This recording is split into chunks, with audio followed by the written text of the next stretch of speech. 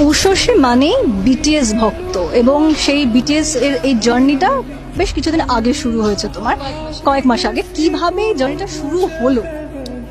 আমি হইচইরই একটা series shoot করছিলাম, গোড়া 2।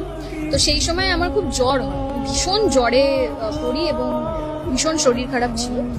তো তখন একটা নিউজ আমি এরকম সোশ্যাল মিডিয়ায় স্ক্রোল করতে করতে দেখি যে জাংকুক নাটু নাটু গানের সাথে এসে লাইভে নাচ করেছে, এবং সেই মানে নিউজটা ট্রেন্ড করছে। এবার আমি না জানি জাংকুক কে, না জানি কিসের লাইভ কি, আমি পুরো ব্যাপারটা জানি না। তো আমি সেই লিঙ্কটা খুলি এবং খুলে আমি জানতে পারি যে জাংকুক হচ্ছে আমাদের বিটিএস এর the most popular member of BTS, এবং সেখান থেকে আমি জাংকুককে দেখা শুরু করি, জাংকুক সম্পর্কে জানা শুরু করি, এবং জাংকুককে জানতে জানতে কিছুদিনের মধ্যে আমি বিটিএস এর দুনিয়ায় প্রবেশ করি, এবং এখন আমার গোটা পৃথিবীর প্রায় সবটা জুড়েই বিটিএস রয়েছে। তো মানে এটা নিয়ে বলতে শুরু করলে আমি বলতেই থাকবো, আমি থামতে তো পারবোই না। কিন্তু 2023-এর যদি কোনো ঘটনা আমাকে বলতে হয় যে হ্যাঁ আমি ফাইনালি বিটিএস আর্মি হয়েছি, ভীষণ কাছের বিষয়টা।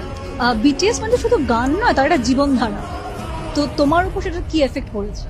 বিটিএস মানে শুধু গান নয়, শুধু জীবনধারা। ওরা ইতিবাচক কথা বলে, ওদের গানের মাধ্যমে ওরা মানসিক অবসাদ হোক বা কোনো আমাদের মনের মধ্যে যেসব দুশ্চিন্তা বা অন্য রকমের চিন্তা হয় সেগুলো দূর করার কথা বলে, এবং এগিয়ে যাওয়ার কথা বলে, সুস্থভাবে বাঁচার কথা বলে। ওরা সবাইকে নিয়ে চলতে ভালোবাসে, এবং ওদের সব থেকে যেটা আমাকে খুব আমার মন জয় করেছিল যে ওরা ওদের ফ্যানদেরকে ফ্যান বলে ভাবে না, ওরা ফ্যানদেরকে নিজের পরিবার বলে ভাবে, এবং সেইভাবেই ওরা অ্যাড্রেস করে যে আমাদের ফ্যামিলি আমাদেরই একটা পার্ট। তো সেই সবটা মিলিয়ে এটা একটা মানে অদ্ভুত কি বলবো পথ চলা, এবং নিজেকে এখন মানে অন্য কেউ মনে হয় না। আমার মনে হয় আমিও বিটিএস এরই একজন। প্লিজ এটা শুনে আমাকে কেউ মারবেন না।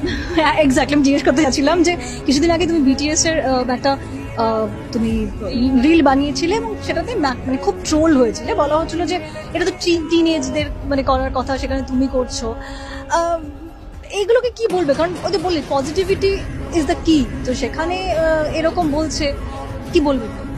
দেখো, একটা কথা আমি সত্যি বলছি, আমি যে ট্রোলড হয়েছে আমি জানতাম না, তুমি বললে বলে জানতাম। আমি দেখিও নি কে কি লিখেছে, আর এটা যার যার নিজের ব্যাপার। মানে আজকে আমার মনে হতেই পারে যে আমি জাস্টিন বিবারের গান শুনবো, বা আজকে আমার মনে হতেই পারে যে কি বলবো মানে মানে আজকে আমার মনে হতেই পারে আমি কিশোর কুমারের গান শুনবো। তো তখন কি আমাকে কেউ বলতে আসবে যে না কিশোর কুমারের গান তো শুধু এরাই শুনবে? এটা তো কোনো ভাগ তো কেউ করতে পারে না।